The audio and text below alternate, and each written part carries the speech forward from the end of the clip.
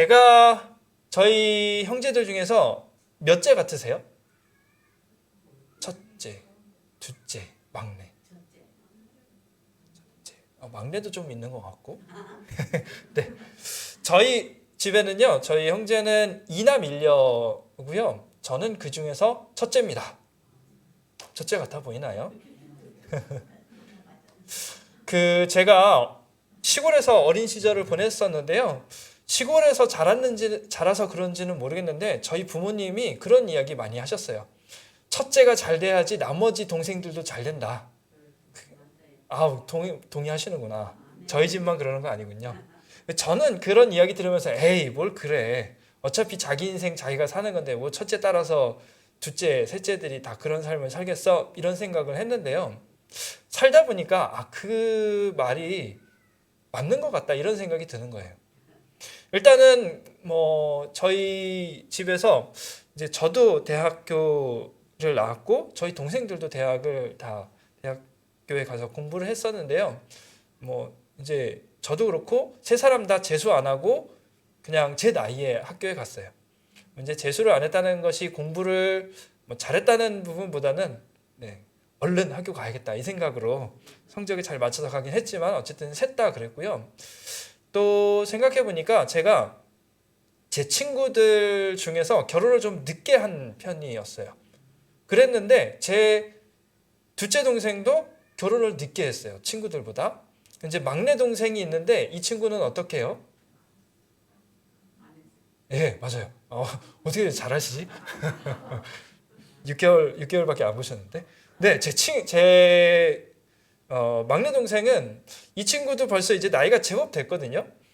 이제 결혼 정년기라고 하는 나이를 지났어요. 그랬는데도 아직 결혼을 안 하고 있습니다. 그나마 다행인 거는 그러게요. 어떡하냐. 그렇죠. 네, 그나마 다행인 거는 사귀는 사람이 드디어 생겼어요. 그래서 저희 부모님이 이제나 저제나 언제 그 처자를 데리고 올까 지금 계속 기다리고 있는데 안 데리고 와요. 근데 이제 한 번, 두 번 이야기를 했는데 자꾸 이야기하면 또 스트레스 받잖아요. 그러니까 말씀은 못 하시고 이 동생 없을 때 저희끼리만 도대체 왜 안 데리고 오는지 모르겠다. 이제 데리고 와도 되는데 이제 이런 이야기를 하고 있어서 올 가을이라도 결혼식을 했으면 좋겠다.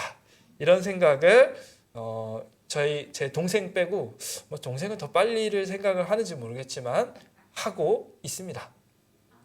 자, 이렇게 보니까 정말 비슷하다 이런 생각을 조금씩 하고 있던 차에 저희 아이들을 보니까 진짜로 닮아가나 보다 이 생각을 하게 됐습니다. 저희 아이들 둘 있잖아요. 오늘도 또 둘째가 또 열심히 앞에 나와가지고 춤추고 들어갔는데 고민했습니다. 얘를 붙잡아 와야 될까 그냥 둘까 그랬는데 저희 첫째 아이 솔인데요. 얘는 지금 6살인데 책을 되게 좋아해요. 그냥 책 자체를 보니까 좋아했었어요. 그래서 100일 지났을까 이때 그 아이들 제가 보니까 이름이 생각이 안 나더라고요. 아이들 가지고 노는 장난감 중에 고맘때 가지고 노는 장난감 중에 이렇게 만지면 과자 비닐봉지 소리 같은 거 나는 그게 있어요. 이렇게 바삭바삭바삭 하는. 그래서 아이들 그거 좋아해서 이제 사줬는데 책 모양으로 된 거를 사줬거든요. 그거를 정말 좋아했어요. 그래서 얘가 돌이 지난 다음까지도 그거를 다른 거보다도 훨씬 잘 가지고 놀았어요. 그래서 거기 나오는 뭐 몇 페이지 안 되거든요. 한 8페이지 될까? 그 책을 거의 제가 암송을 했었어요. 그냥 안 보고도 읽어줄 만큼. 그랬는데 이 친구가 이제 한 6개월이 지나서 기기 시작을 하면서 그 다음에 이제 뭔가를 잡고 일어서기 시작을 했어요. 근데 잡을 수 있으니까 이제 이제 그때쯤 되면 잡히는 거 다 잡아당기잖아요. 근데 저희 아이는 제 책꽂이를 향해서 돌진을 해서 책꽂이를 잡고 일어서서 자기 손에 닿는 모든 책을 다 꺼내서 던졌어요. 정리해 놓으면 던지고 정리해 놓으면 던지고 이러고 그리고 또 앉고 있으면 이제 제가 가지고 있는 책들 이렇게 넘기면 슥슥 하는 소리 나잖아요. 그 재미에 책장 넘기는 놀이 하면서 돌 전에는 엄청 놀았어요. 그러다가 이제 돌 지나고 나서는 이제 선물 받은 그런 책들을 한 권, 두 권씩 읽어달라고 하더니 요즘에는 잘 때쯤 되면 책을 한아름 안고 와서 그거 읽어달라고 그러는 거예요.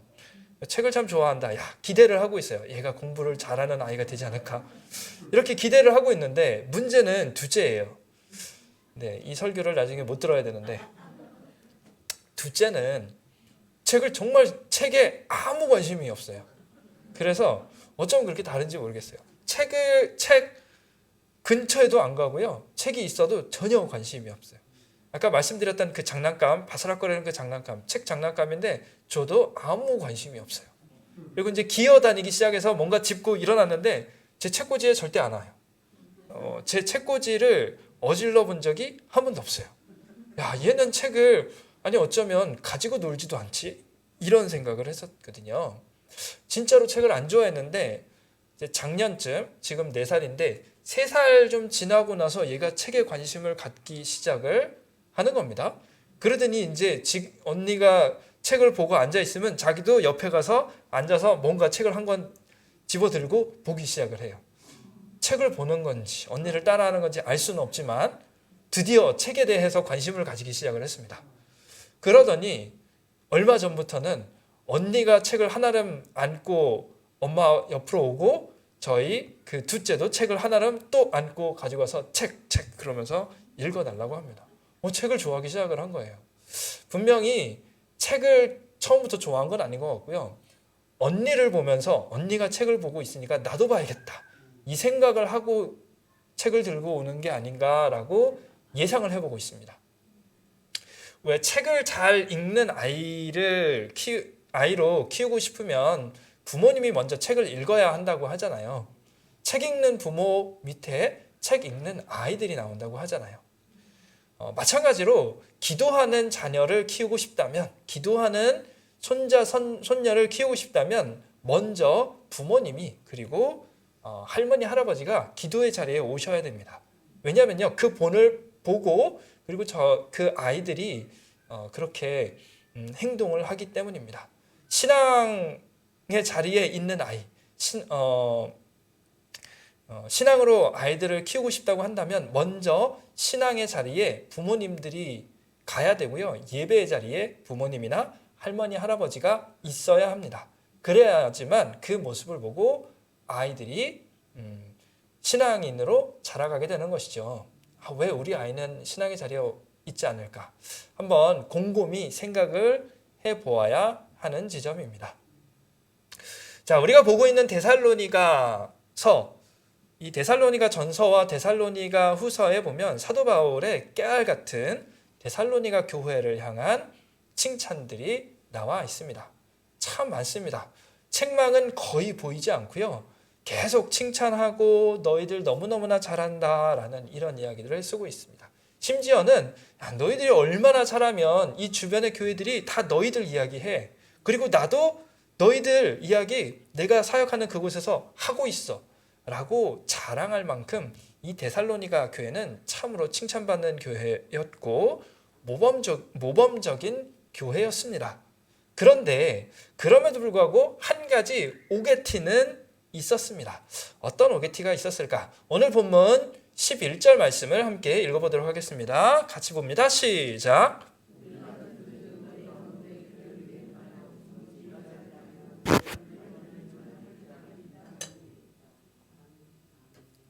아멘. 보니까요, 어떤 이유에서인지 모르겠는데 데살로니가 성도들 중에 조금 희한한 성도들이 있었습니다. 아마 이 성도들은 바울이 교회를 개척했을 때부터 있었던 것 같습니다. 그래서 예수님께서 오신다고 하니까 일은 하지 않고 교회에서 열심으로 교회 일만 열심히 하는 겁니다. 사실은 뭐 열심히 교회 일을 하는 것은 나쁜 일은 아니에요. 문제는 일은 안 하고 교회에서 일을 만들어낸다는 것입니다. 첫 번째 일은 자신들이 하는 삶 속에서 일인 거죠. 두 번째 일은 문제예요. 일은 하지 않고 교회에서 자꾸 문제를 만든다는 거예요. 골칫거리인 거예요. 가서 일을 하면 좋겠는데 맨날 교회에 와서 교회 봉사한다고 있는데 자꾸 사고를 치는 것입니다. 조금 전에 말씀드렸던 것처럼 이 사람들이 사도 바울이 사역했을 그 당시부터 있었던 것 같아요. 10절 말씀을 함께 보도록 하겠습니다. 10절입니다. 시작.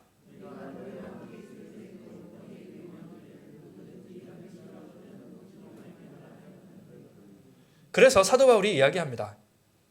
당신들 일하기 싫으면 먹지도 마십시오. 가서 일 좀 하십시오. 라고 권면을 했던 모양입니다. 상당히 세죠. 야, 일하기 싫으면 먹지도 마. 이런 이야기를 했던 것입니다.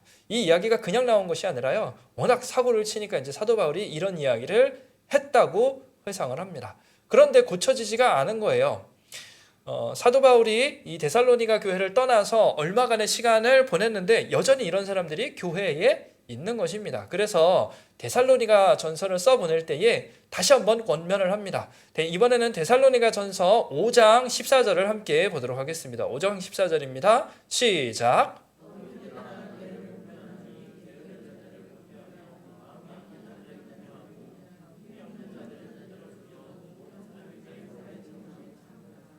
네, 상당히 온건하게 이야기를 합니다. 그러면서도 이야기합니다. 게으른 자들을 잘 독려해라.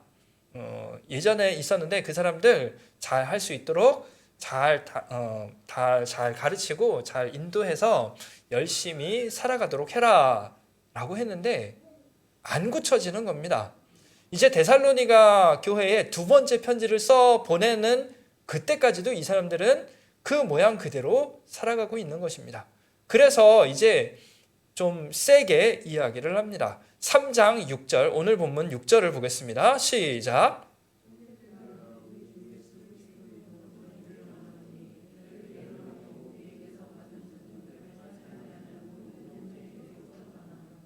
좀 세죠? 좀 쉽게 이야기하면 이겁니다. 우리가 가르쳤는데 그 가르침대로 살지 않고 여전히 게으르게 사는 그 사람들, 야, 이제 그 사람들로부터 너희들 떠나라. 다른 성경, 쉬운 성경이나 표준 세번역에 보니까 그 사람들을 멀리해라 라고 하고 있습니다. 그뿐만이 아니라 이 오늘 본문 전체가 지금 이 게으른 사람들을 향한 책망으로 이 사람들 문제 있다라는 이 부분으로 채우고 있습니다. 데살로니가 전서만 해도 한 절밖에 없었는데 한 절에서도 살짝 지나가는 말로 했는데 도저히 안 고쳐지니까 작심하고 발언을 하는 겁니다. 자, 이 사람들로부터 떠나라 아니면 이 사람들을 멀리해라 라는 이 부분에 대해서 어떤 성경학자들은요 이 부분을 아마도 사도 바울이 이 사람들에 대해서 지금 말로 하면 수찬정지라고 하거든요. 성만찬을 할 때 이 사람들을 배제시켜라. 그 성만찬, 성찬식을 할 때에 이 사람들은 그 성찬식에 참여할 수 없도록 배제를 시켜라 라고까지 상당히 강하게 지금 이야기를 하면서 질타를 하고 있는 것입니다. 문제가 있다고요. 과연 이 사람들은 왜 이러고 있는 것일까요? 자세하게 나와 있지는 않지만요. 한번 생각을 해볼 수가 있습니다. 그때 당시의 정황들을 보면 이렇습니다. 사도 바울이 이제 데살로니가 교회를 개척을 하고 그곳에서 여러 날 있으면서 이제 복음에 대해서 여러 가지 가르침을 주게 됩니다. 그 가르침 중에는요, 예수님께서 이제 곧 다시 오실 것이라는 그 가르침 역시도 있었습니다.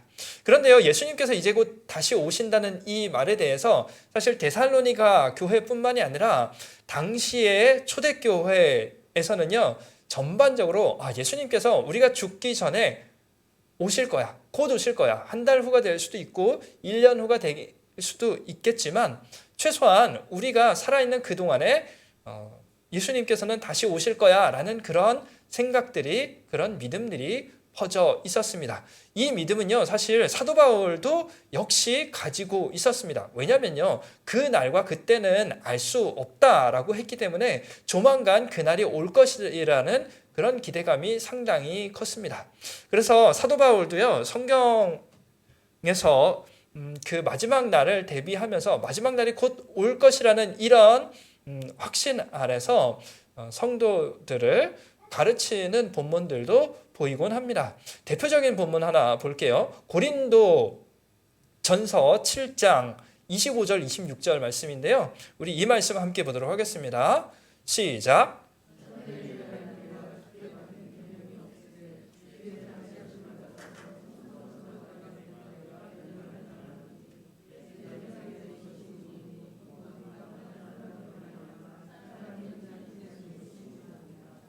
아멘. 자, 이 고린도전서 7장에는요. 고린도 교회 성도들을 향해서 결혼과 관련된 여러 가지 질문들에 대해서 사도 바울이 쓰고 있는 부분입니다. 결혼을 해야 될까요? 하면 안 될까요? 믿는 남편들과 살고 믿지 않는 남편과 아니면 믿지 않는 부인과 살고 있는데 어떻게 헤어져야 할까요? 어떻게 해야 될까요? 이런 이야기들에 대해서 사도 바울이 일정 부분 어떤 것들은 이게 하나님의 말씀이다, 하나님의 가르침이다라는 표현으로 때로는 이거는 하나님께 구체적으로 내가 배운 바는 없는데 내 의견으로는 내 생각으로는 이런 식으로 고린도 교회에 지침을 주고 있는데요. 그 중 하나가 처녀들에 대한 가르침이었습니다. 자, 25절에 보니까요. 처녀들이 결혼을 해야 되는가에 대한 구체적인 지침은 내가 하나님께 받은 바는 없는데 내 생각에는 라고 하면서 26절에 이제 환난 날이 가까이 오고 있으니까 이 환난 날은 마지막 때를 의미를 하는 거거든요. 그래서 마지막 때가 가까이 오고 있으니까 가능하다면 그냥 혼자 살아라. 같이 살면 뭐 맞춰가기도 쉽지 않고 그러니까 할 수 있다면 혼자 살아도 괜찮을 것 같다. 왜냐하면 마지막 때가 곧 오니까 라고 하는 것입니다. 물론 이 부분에 대해서 하지만 어렵다면 정욕으로 인해서 흔들린다고 한다면 그냥 차라리 결혼을 해라. 결혼하는 게 죄는 아니다. 라고 이렇게 이야기를 하는데요. 이것의 전제는 무엇이냐면 예수님께서 곧 오신다는 그 가정이 깔려있는 본문 중에 하나입니다. 마찬가지로 이 데살로니가 성도들 역시 배우면서 예수님께서 곧 오시는구나 라는 것을 배우게 되었는데요. 그것을 배운 일부 사람들이 그래? 예수님 곧 오시면 내가 열심히 일할 필요가 뭐가 있지? 라고 생각을 한 것입니다. 마침 이 데살로니가 교회는 사랑의 수고에 대해서는 대단한 사람들이었습니다. 그래서 사랑의 실천에 대해서는 더 이상 가르칠 게 없다라고 사도 바울이 말할 만큼 이 사람들은 남들을 돕는 일이라면 정말로 잘 실천했던 사람들이에요. 그래서 먹을 것이 없거나 입을 것이 없거나 이런 사람들, 궁핍한 사람들이 있으면 그래? 그러면 우리 가진 거 같이 나눠 씁시다. 이런 교회의 풍토가 만들어진 것입니다. 그러니까 일부 사람들은 그런 거예요. 아니 열심히 일하면 뭐해? 어차피 예수님께서 오실 건데 그냥 교회에서 열심히 기도하고 교회에서 열심히 찬송하면서 있으면 되지. 먹을 거? 우리 야손 선생님도 있고 우리 장로님 누구는 이분도 돈이 많으셔서 우리 빵 부족하면 빵도 가져다 주시고 옷도 가져다 주시고 그러는데 뭐 같이 나눠 쓰다가 곧 예수님 오시면 천국 가면 되는 거지 뭐 라고 이렇게 한 것입니다. 그런데 문제가 이것입니다. 여러분들 시간이 많으면 여러분들 혹시 한가해져 보신 적 있습니까? 많지 않으시죠? 나한테 갑자기 없던 한 달이 생겨가지고 무엇이든지 해도 돼 이런 날이 있었으면 좋겠는데 쉽지 않죠. 근데 이렇게 나에게 충분한 시간, 내 마음대로 쓸 수 있는 시간이 있으면 여러분들은 무엇을 하시겠습니까? 뭘 할 것 같은가요? 웃으시면 안 되는데. 저는 기대했습니다. 그러면 당연히 교회 와서 기도와 찬송하면서 그 시간을 보내야죠. 그렇죠? 이런 생각을 하는데요. 시간이 없을 때는 이런 생각을 합니다. 근데 시간이 많아지잖아요. 다른 생각이 듭니다. 기도와 찬송은 조금 있다가 하고 못 가봤던 여행을 갈까? 못 만났던 누구를 만나볼까? 그런데 문제는 우리 인간들이 죄된 본성을 가지고 있잖아요. 가만히 신경 쓰지 않으면 선한 일은 안 하는데 악한 일로 자꾸 가는 그런 본성이 있잖아요. 사람이 시간이 너무나 많잖아요. 쓸 수 있는 여가 시간이 많잖아요. 이 시간을 주의해서 사용하지 않으면 나쁜 짓을 하는 경우들이 참으로 많습니다. 아마 여러분들 주변에서 그런 분들 많이 보셨을 거예요. 돈과 명예와 이런 것들 충분히 얻어서 더 이상 열심히 일하지 않아도 되는 그런 상황이 된 분들 가운데 타락하는 분들 참 많잖아요. 마찬가지입니다. 이 데살로니가 성도들 중에 그래 나 이제 하나님 앞에 집중할래. 나 이제 세상 일로 인해서 치이는 그런 삶 살지 않고 하나님 앞에 집중할래 라고 했으면 진짜 기도와 찬송과 그리고 복음을 전하는 일에 열심을 다해야 되는데 그렇지가 못한 거예요. 아마 그런 일들은 한 것 같아요. 그런데 이상한 짓들을 많이 한 것 같습니다. 무슨 일을 했을까? 이 역시 나와 있지는 않기 때문에 상상에 맡겨볼 수밖에 없는데요. 11절 계속 일은 안 하고 일을 만든다라는 이 표현을 봤을 때 아마도 이런 것 같습니다. 시간이 많으니까요. 서로 몰려다니면서 이런저런 일들을 했겠죠. 성도들 집에도 쫓아다니고 가가지고 막 수다도 떨다 보면 왜 그러잖아요. 막 열심히 수다 떨다 보면 야 근데 그 집사 왜 그러냐 뭐 이런 이야기 갑자기 불만 사항들이요. 아니 그 사람 왜 그래? 그치? 너도 알지. 이제 이런 이야기들을 하기 시작하는 거죠. 험담을 하기도 하고 헐뜯기도 합니다. 뭐 그냥 웃자고 하는 이야기인데 하지만 그런 이야기들을 하기도 합니다. 때로는 자신의 권한 밖의 일인데 내가 기도해 보니까 이거 맞는 것 같아요. 우리 이거 합시다. 이러고서는 본인이 침범해서는 안 되는 그런 영역까지도 들어가서 침범을 하게 됩니다. 또 어떤 사람들은요 이런 생각을 했던 듯해요. 자, 사도행전 17장에 보면 그 사도 바울이 이 데살로니가를 떠날 수밖에 없었던 이유가 있었습니다. 그 이유는 무엇이냐면 이 주변에 이 데살로니가 교회를 시기했던 유대인들이 시장 잡배들을 동원해서 소요를 일으킵니다. 그래서 아마도 이 데살로니가 교회의 데살로니가 교회의 지도자였던 듯한데요. 야손이라는 사람을 붙잡아 가가지고 이 사람이 이상한 썰을 풀고 있다. 이상한 사상을 지금 우리에게 전하고 있다. 이런 걸로 막 고발을 하는 거예요. 이제 사도 바울이 떠났습니다. 그러나 이 사도 바울이 떠난 이 데살로니가 교회에도 계속해서 환난과 핍박이 있는 것이에요. 여러 가지 정황을 봤을 때에 데살로니가 교회를 사도 바울이 떠난 지 얼마 안 돼서 몇몇 성도들은 박해를 당하다가 순교를 경험을 했던 것도 같습니다. 이런 상황이 되니까 어떤 성도들은 우리가 이렇게 당하고만 있어서는 되겠냐? 안 되겠다. 우리가 이 사람들을 응징을 좀 하자. 우리 지도자 야손을 괴롭히는 이 사람들 가만두면 안 되지. 뭐 이 사람들 적당히 겁이라도 줘서 더 이상 우리한테 해코지하지 않도록 하자.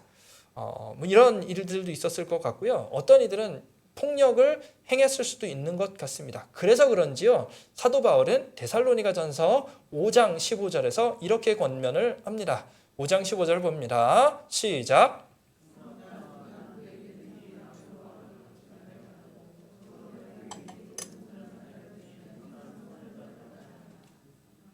네, 보니까 악으로 악을 갚지 말라라고 합니다. 악한 일에 대해서 쟤네들 나쁜 짓 했으니까 뭐 우리가 이 정도는 보복을 해도 되겠지라는 생각을 가진 이들이 있었던 것 같습니다. 그런데요, 사도 바울이 명하는 거죠.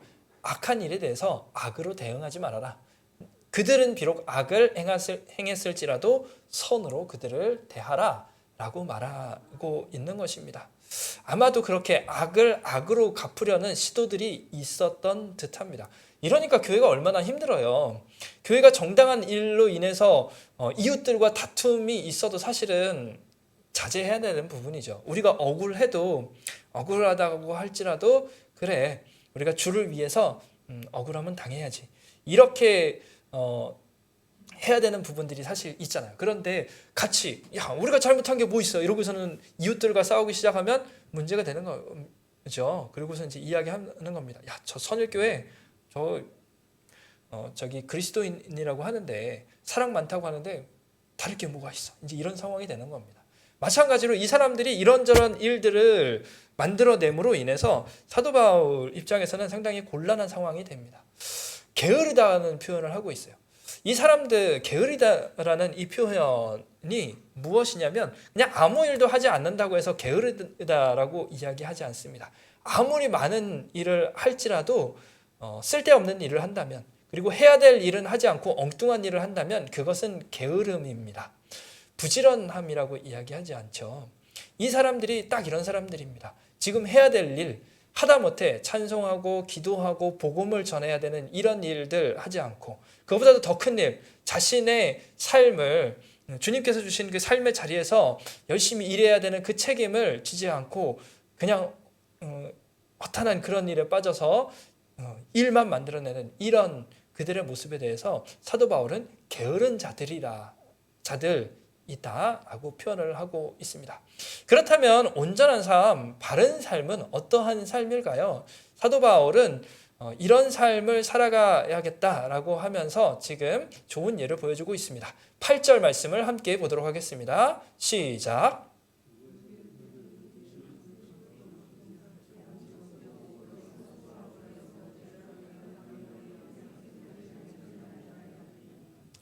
아멘. 우리 다시 한번 우리 한 목소리로 다시 한번 크게 읽어볼게요. 시작.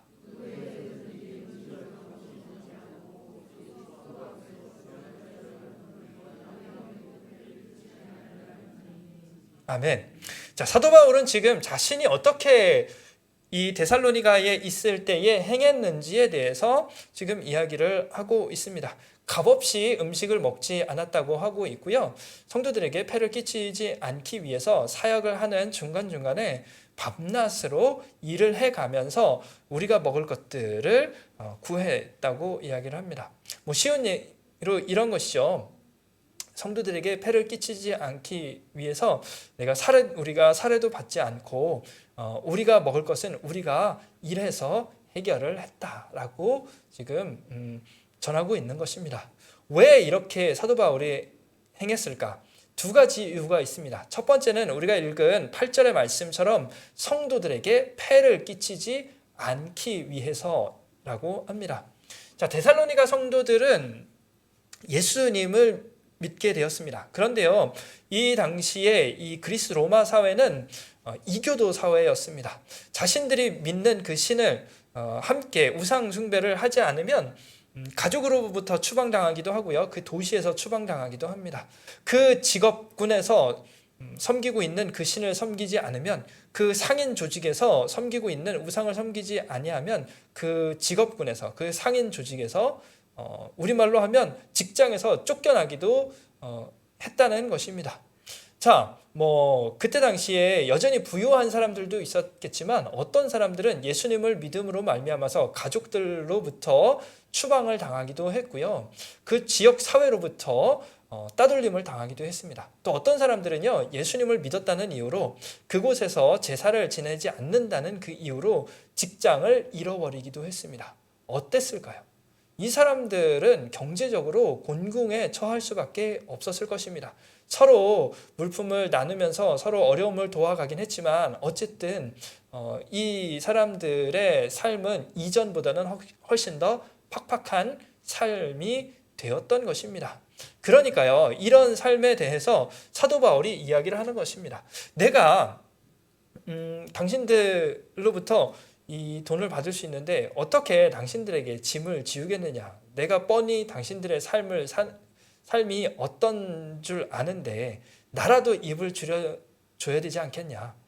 감사하게도 나는 이 텐트 만드는 이 일을 할 수 있으니 이것을 통해서 우리가 비록 좀 피곤하기는 하지만 힘들기는 하지만 그래도 이것을 통해서 우리가 먹고 살 것들은 해결이 되니 그래서 우리가 일했다.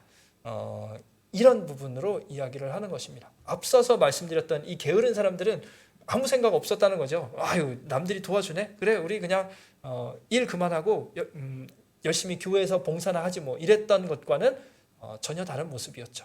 자, 두 번째, 사도 바울이 이렇게 열심히 일했던 이유를 9절이 또 이야기를 해주고 있습니다. 9절 말씀을 함께 보도록 하겠습니다. 시작.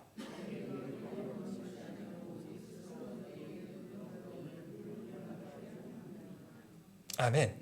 두 번째는요, 내가 당신들에게 본을 보이기 위해서라고 말씀을 합니다.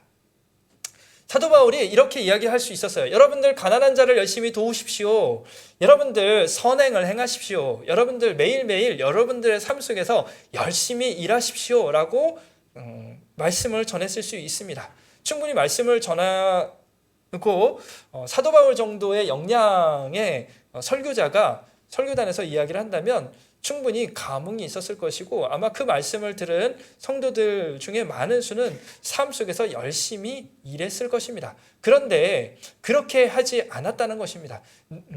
직접 일을 하면서 내가 이렇게 일하는데 여러분들 일해보니까 나도 여러분들의 고충을 충분히 알 수 있습니다. 그럼에도 불구하고 우리 열심히 일합시다. 우리 열심히 매일매일의 삶에서 주 앞에 헌금하면서 주를 위해서 살아갑시다. 내가 이렇게 복음을 전하는 것처럼 여러분들 우리처럼 함께 복음을 전합시다 라고 이야기했다는 거예요. 사도 바울은 덧붙여서 이런 이야기를 합니다. 충분히 우리는 여러분들로부터 사례를 받아가면서 사역할 수가 있습니다. 우리 사도들 중에 어떤 사람들처럼 누구는 부인도 데리고 다니면서 사역을 합니다. 가능합니다. 충분히 그럴 수 있습니다. 우리도 그럴 수 있습니다. 충분히 여러분들을 통해서 사례를 받고 또 그 사역한 것에 대해서 대가 그 처우를 받는 것은 정당한 일임은 우리도 잘 알고 있습니다. 그런데 차마 나는 그 일을 못하겠습니다. 왜냐하면 여러분들의 삶을 보니까 내가 차마 여러분들에게 사례를 달라고 하기가 참으로 민망합니다. 그러니까 내가 열심히 벌어서 내가 쓸 것들은 쓰겠습니다. 여러분들도 열심히 살아주십시오. 그리고 내가 사는 것처럼 우리가 하는 것처럼 여러분들도 삶 속에서 열심을 다하십시오. 우리가 열심히 복음 전하지 않습니까? 우리가 전하는 것처럼 여러분들도 열심히 복음을 전하십시오. 어려운 사람들이 있습니까? 우리가 사람들에게 헌금해서 그들을 돕는 것처럼 여러분들도 우리처럼 같이 하면 어떻겠습니까? 라고 이야기를 하는 것입니다. 삶이 동반된 가르침만큼 힘이 있는 것이 없겠죠. 아유, 당신이나 잘하세요라고 말할 수 없죠. 와, 우리 바울 선생님도 하는데 우리 해야지 라고 이야기할 수밖에 없지 않겠습니까? 제가 이제 목회를 시작한 지가 10년은 안 됐는데 이제 꽤 여러 해가 된 듯합니다. 처음에는 그래 나도 할 수 있을 것 같아 라고 생각을 했는데 하면 할수록 이 목회라는 자리가 쉬운 일이 아니구나라는 생각을 해보게 되고요. 특별히 이제 풀타임으로 우리 선일교회에서 사역을 해보다 보니까 이 일이 쉬운 일이 아니고 이 일이 참으로 무거운 일이구나라는 생각을 해보게 되었습니다. 저는 목사님이 되면 새벽마다 벌떡벌떡 일어날 수 있을 줄 알았어요. 목사님이니까 당연히 새벽 기도는 잘 할 수 있는 거지라고 했는데요. 안 그래요. 조금이라도 긴장을 늦추면요 그냥 잠들어 버리는 거예요. 알람 소리가 들리는데 좀만 더 잘까 이러다가 잘못하면 그냥 자버리는 거예요. 노력하지 않으면 힘들이지 않으면 새벽에 안 일어나지는 거예요. 목사님들 정도면 성경은 당연히 잘 아는 것이겠지라고 했는데요. 성경을 보면 볼수록 더 어렵다는 사실을 발견하게 됩니다. 어떻게 그렇게 줄줄줄줄 성경 구절을 외울 수 있을까? 나는 언제나 저렇게 성경을 많이 암송할 수 있지? 라는 생각을 할 만큼 성경 암송 참 어렵습니다.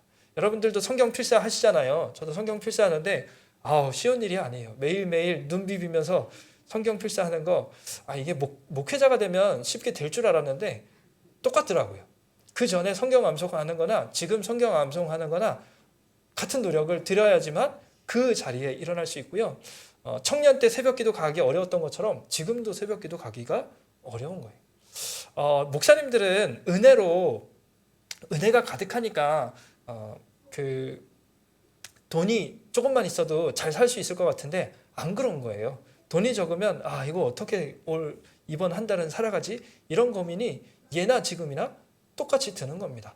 똑같이 평신도에 있건 목회자의 자리에 있건 어떤 지점까지 오르기 위해서는 똑같은 모르겠어요. 어느 정도 하여튼 평신도 때 했던 노력이나 지금의 노력이나 다를 것이 없다는 생각이 드는 겁니다. 그러면서 열심히 내 몸을 쳐서 복종시키지 아니하면 제가 목사님들을 보면서 이런 모습들 목사님들은 가능하겠구나 이런 모습들에 이를 수가 없는 거예요.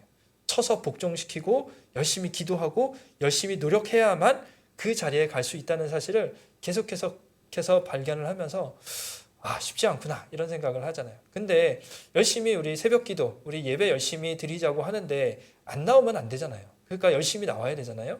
열심히 기도하자고 했으니 기도해야 되는 거고 성경 필사하자고 했으니까 성경 필사해야 되는 거잖아요. 이게 어려운 삶이구나 이런 생각을 해보게 되면서 담임 목사님께 종종 상담을 합니다. 어떻게 하면 그렇게 할 수 있을까요? 거의 답은 같습니다. 그냥 열심히 해야 돼. 그러십니다. 시간이 필요하고 그냥 몸이 적응할 때까지 해야 돼. 그 얘기를 계속 해주십니다.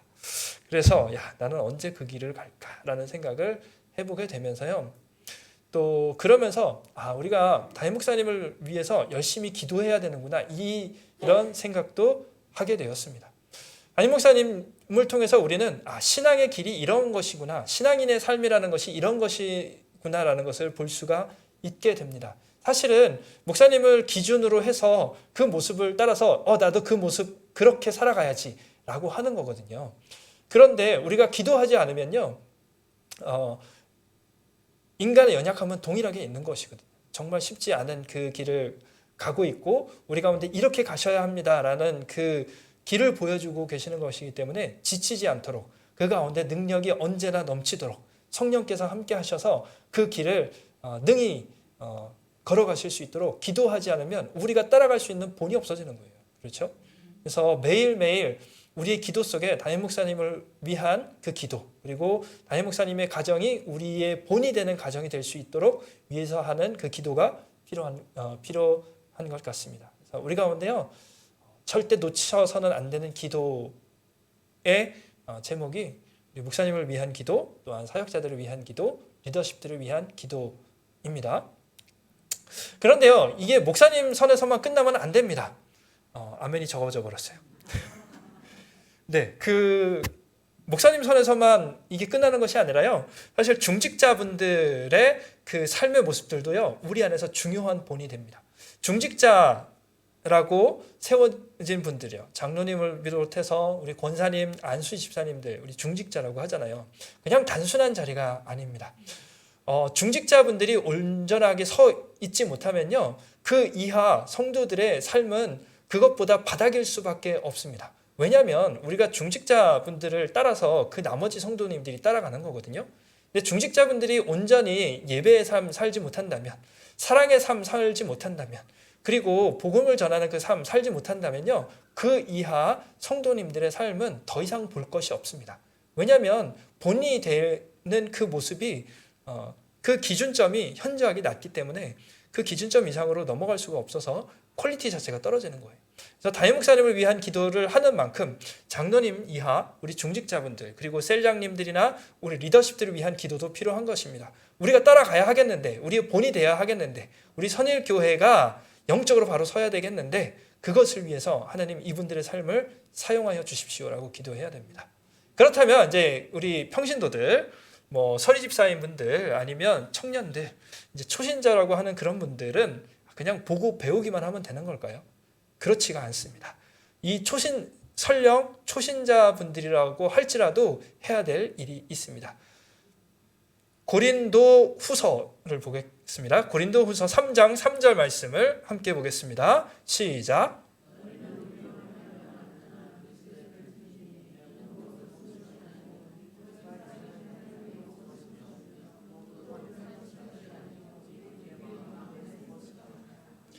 고린도후서 3장 3절을 보니까요, 우리는 그 사도 바울 이제 고린도 교회를 향해서 쓴 거니까 이걸 우리로 하자면 예수 그리스도의 복음을 담은 하나님의 편지라고 하고 있습니다. 우리의 삶 그 자체가 복음의 메시지를 담은 매체라는 것입니다. 자, 복음을 담고 있는 우리의 삶입니다. 우리의 삶이 엉망이면요, 복음 그 안에 있는 복음 역시도 더럽혀지는 것입니다. 그 복음 역시도 전달될 수가 없는 거예요. 나 이거 안 읽어. 이상한데 뭘. 이렇게 되는 거예요. 편지가 제대로 도착을 해야지, 깨끗해야지 읽는 거지, 그냥 지저분해지고 찢겨져 있고 그러면 나를 향한 편지 아닌가 봐. 이렇게 되는 것이죠. 우리의 삶이 복음을 담은 삶입니다. 그래서요, 우리가 특별히 이제 평신도들이든 사실 모든 우리 성도들이 삶의 자리에서 열심히 살아야 하는 이유가 바로 여기에 있습니다. 우리는 예수 그리스도의 복음을 담은 편지이기 때문입니다.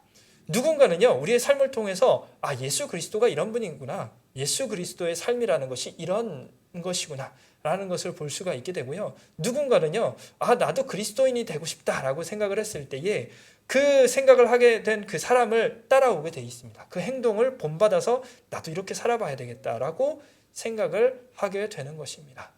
그러므로 우리 가운데서 부지런하게 살아야 하는 이유가 여기에 있습니다. 누군가가 우리의 삶을 보고 복음을 바라보기 때문입니다.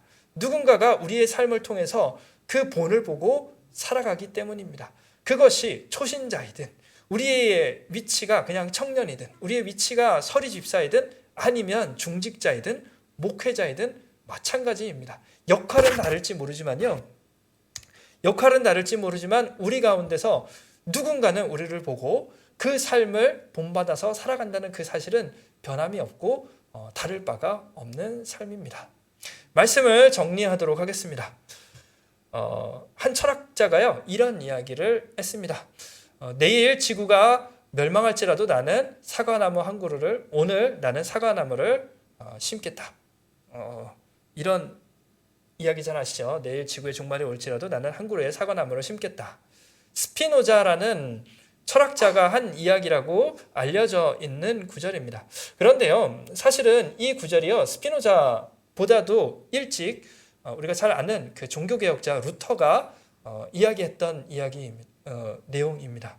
아마도 그런 것 같아요. 내일 재림이 온다고 할지라도 나는 오늘 나의 삶의 자리에서 열심을 다하겠다라는 그 의미에서 이 이야기를 했던 것 같습니다.